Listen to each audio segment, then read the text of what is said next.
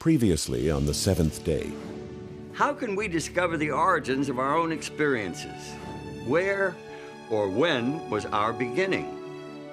By creating the Sabbath, God gave human beings an opportunity to emulate Him, to enter into His rest.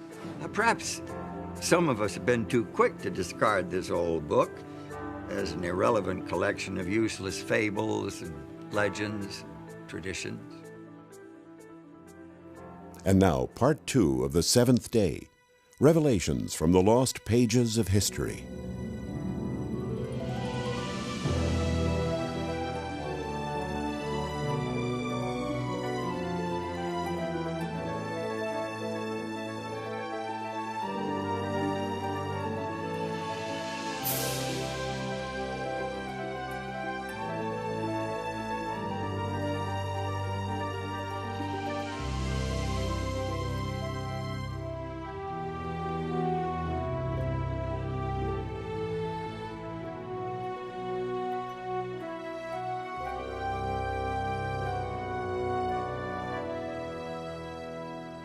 Notice what Pope John Paul II said in his 1998 apostolic letter entitled Dies Domini.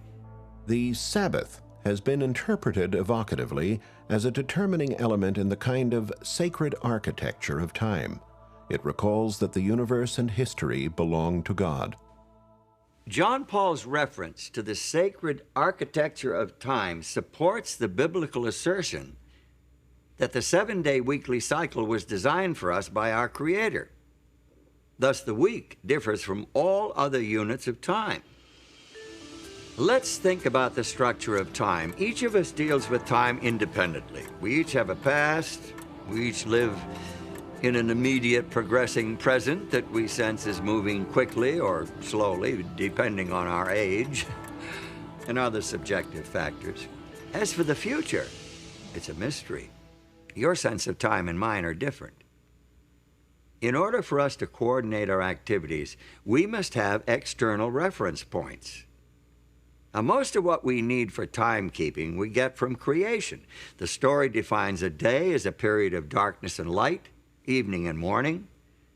It is caused by the rotation of the earth upon its axis. More precise units of time, hours, minutes, and seconds, are simply fractions of the day. That's easy.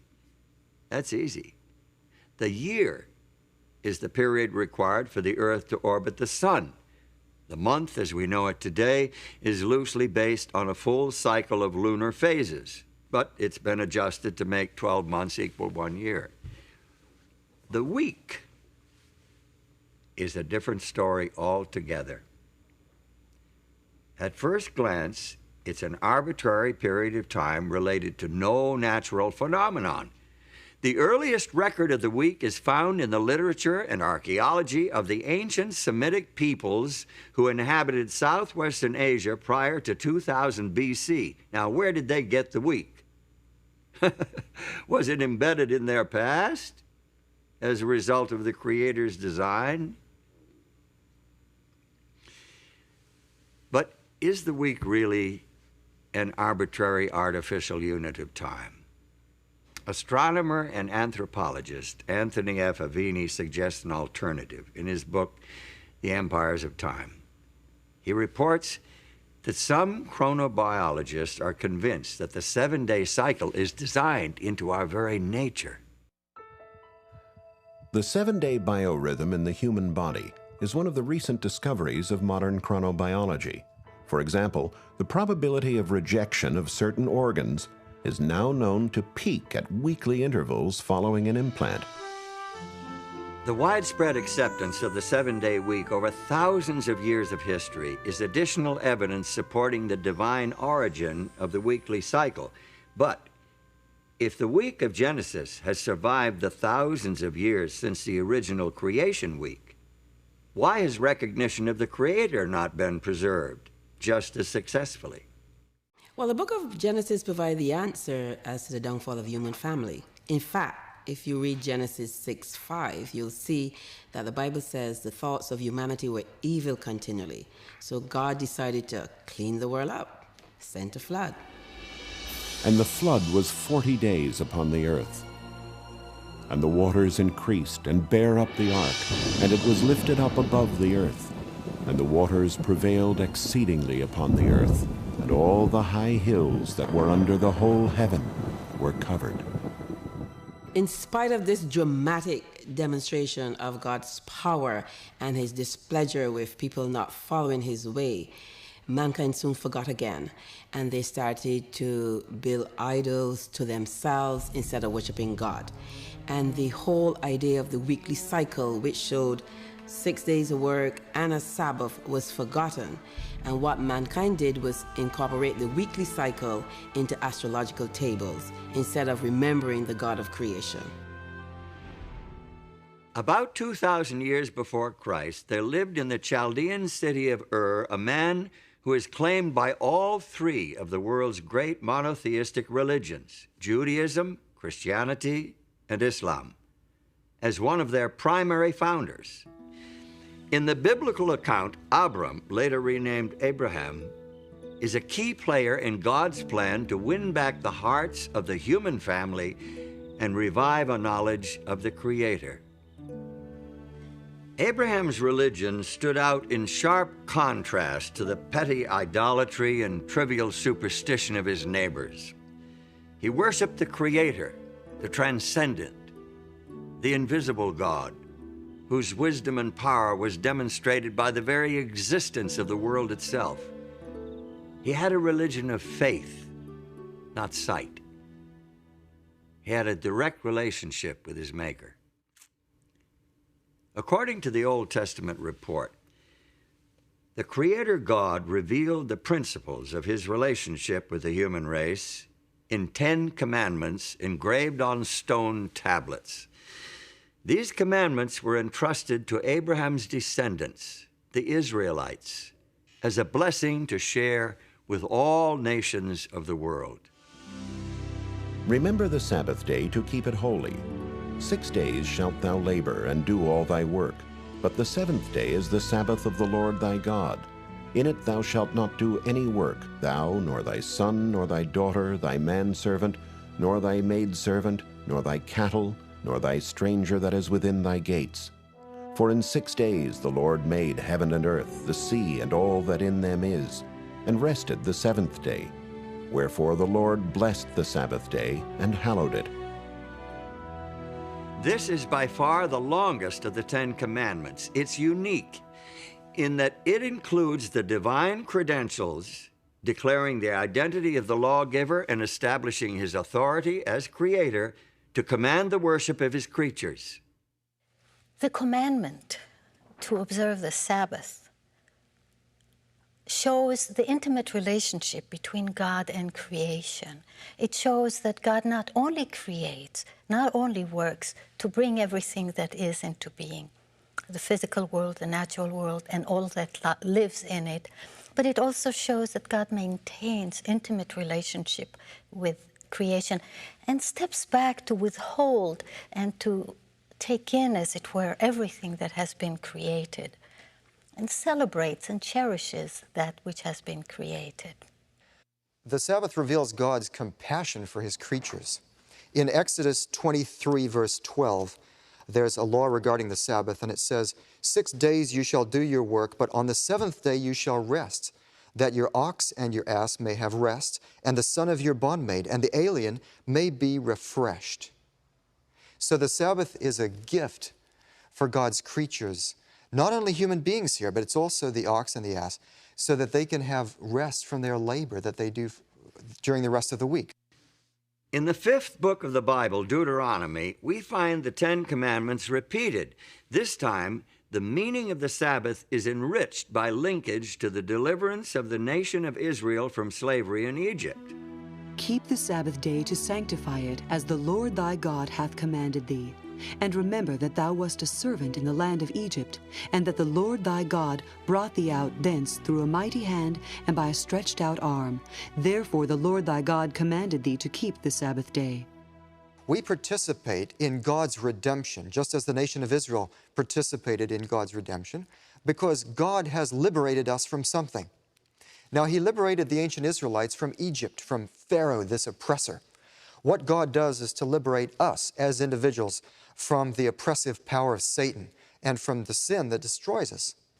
Individuals today are in great need of finding a sanctuary in time, which is what the Sabbath is. We are overburdened and driven by the material world and by our own creativity of material things. And the Sabbath becomes the liberation from things, it becomes the liberation from slavery to objects, to technology, to economics, to all the things that make us work frantically towards producing more and more. Since the seventh-day Sabbath has such rich meaning, and since it is part of the Ten Commandments, why is it not more widely observed today? Good question. Especially in view of the widespread recognition that this commandment, along with the rest of the 10, applies not only to the people of Israel, but to the whole human family.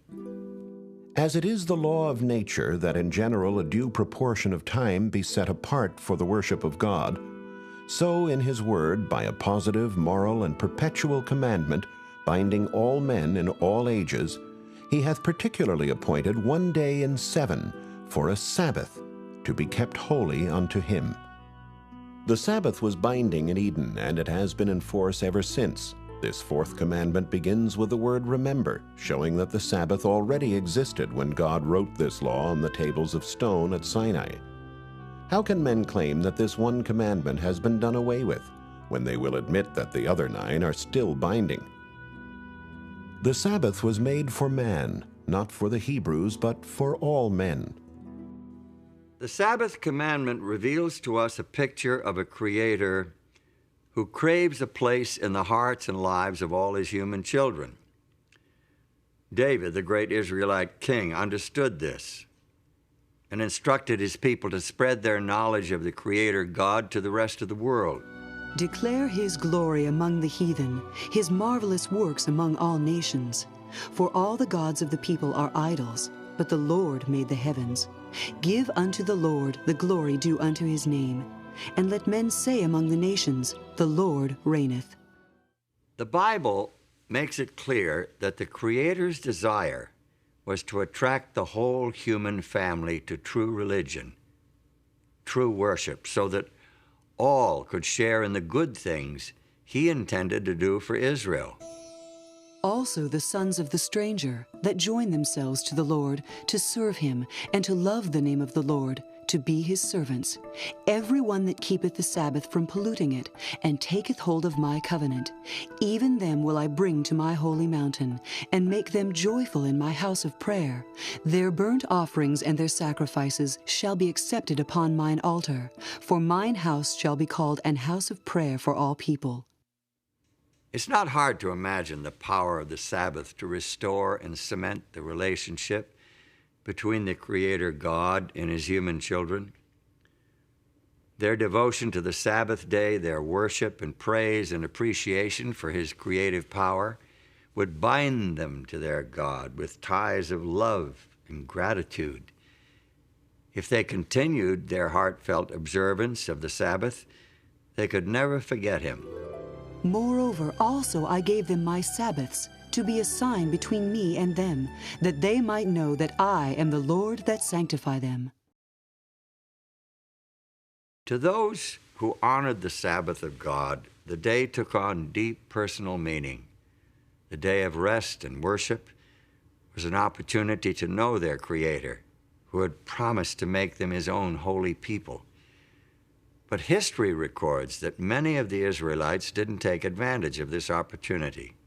There's evidence in the prophets, for example, Isaiah, that the Sabbath was poorly observed and neglected.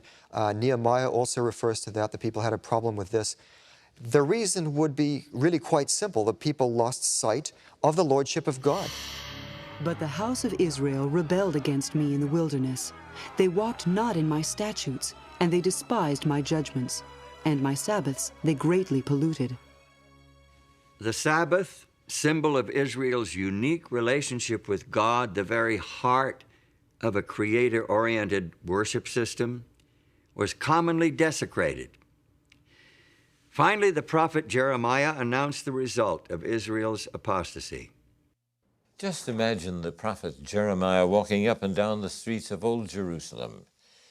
It wasn't a happy message that he bore. He warned the people that their city was to be destroyed, their temple destroyed, and that they would be carried away to Babylon to serve the king of Babylon. 70 years. Nobody listened. From about the year 605 BC, the armies of Nebuchadnezzar, king of the Neo-Babylonian Empire, repeatedly invaded the Israelite homeland. His army eventually destroyed the capital city of Jerusalem and carried most of the inhabitants into exile. Some of the captives were taken to Babylon, while others were dispersed throughout the empire. And now, far from their homeland, far from all that they had held dear, many of the Jews began to realize that they had made a terrible mistake. Many of them began to realize that they must return to the God of their fathers and the worship of their ancestors. Now, many of these Jews, men of great ability, rose to high position in their foreign lands. Daniel, for example, became the prime minister of the kingdom of Babylon. And when the Medo-Persian Empire took over, he rose to the position of first president of the land. It was Daniel who led Darius the Mede to recognize the God of heaven. I make a decree that in every dominion of my kingdom men tremble and fear before the God of Daniel, for he is the living God, and steadfast forever, and his kingdom that which shall not be destroyed, and his dominion shall be even unto the end.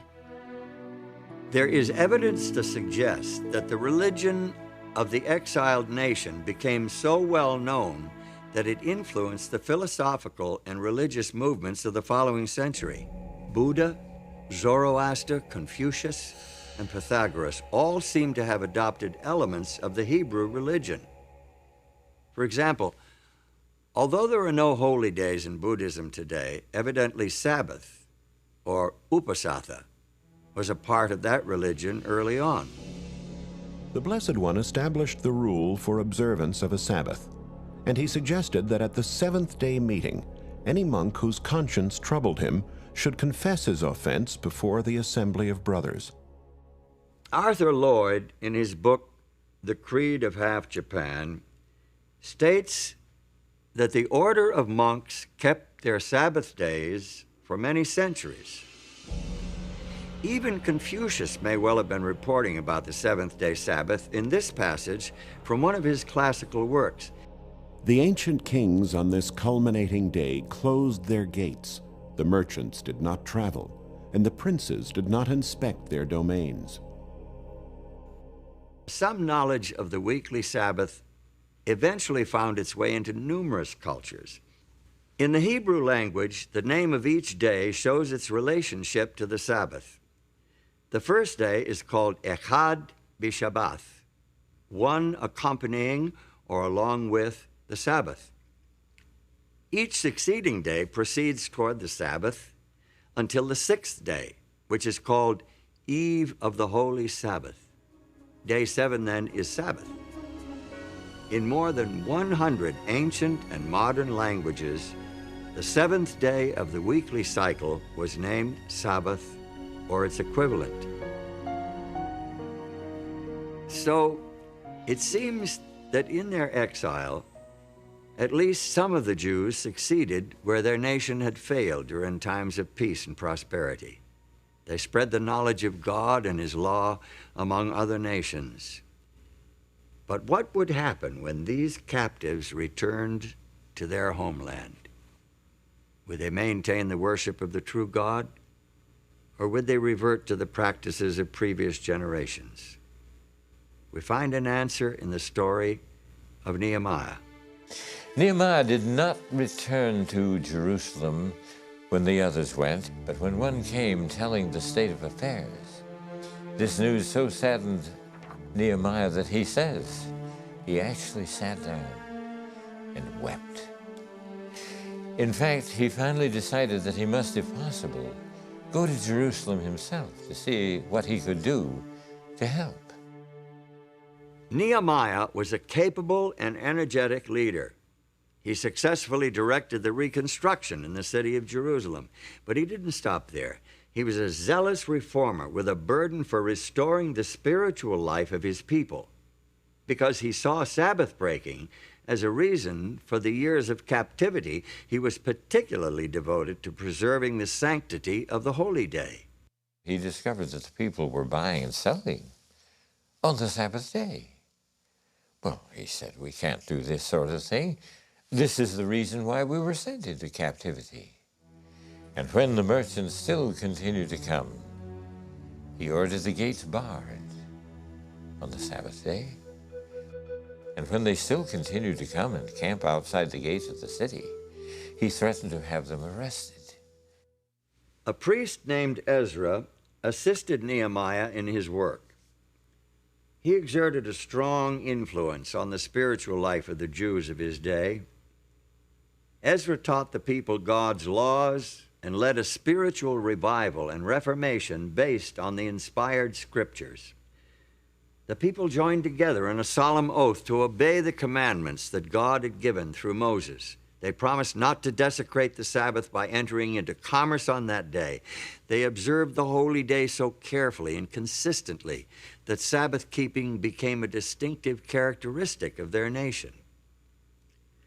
During the period between the end of the Bible's Old Testament record and the beginning of the story of Jesus Christ in the New Testament, there was almost continual upheaval in the Middle East. The armies of Alexander the Great overran the Persian Empire. Within a short time, Alexander himself died, and his empire broke up into rival factions. Palestine, along with Syria, eventually came under the rule of the Seleucid dynasty. King Antiochus IV is notable especially because of his opposition to the religion of the Jews. His troops took over the temple in Jerusalem and set up a system of pagan worship in its courts. Josephus, the famous chronicler of Jewish history, tells us that Antiochus tried to stamp out all visible evidence of the Jews' spiritual identity. So he sent emissaries to Jerusalem, declaring, they must tear down the altar of Jehovah. They must give up the worship of the Sabbath. So they gathered themselves together, fled to the wilderness, and there they found a cave that could accommodate their numbers, about 1,000.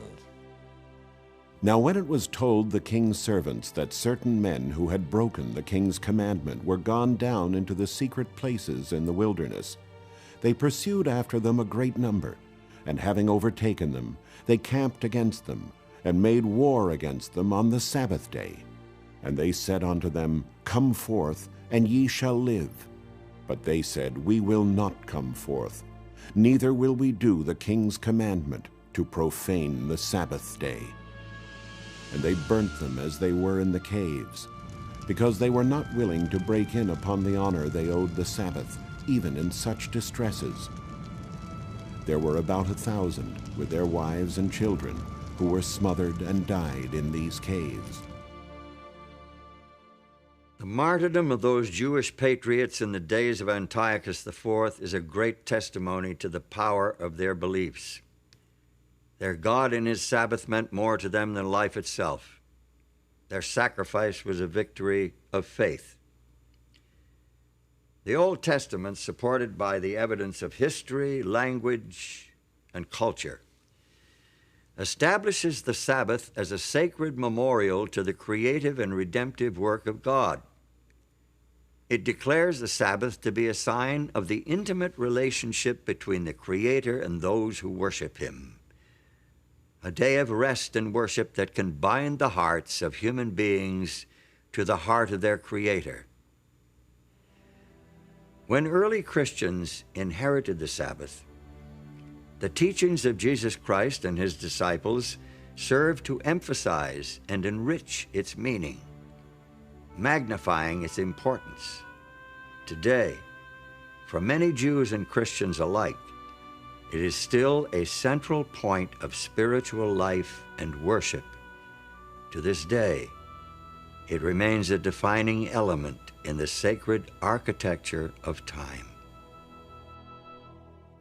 Next time on the seventh day, the Jewish way of Sabbath keeping was very legalistic. You couldn't move, you couldn't do anything. He said the Sabbath was made for man and not man for the Sabbath. the religious leaders were angry with Jesus for healing on the Sabbath, and they continued to conspire against him. Titus laid siege to the city, and finally in 70 AD, the Roman army broke through the defenses, ravaged the city, and completely destroyed the temple.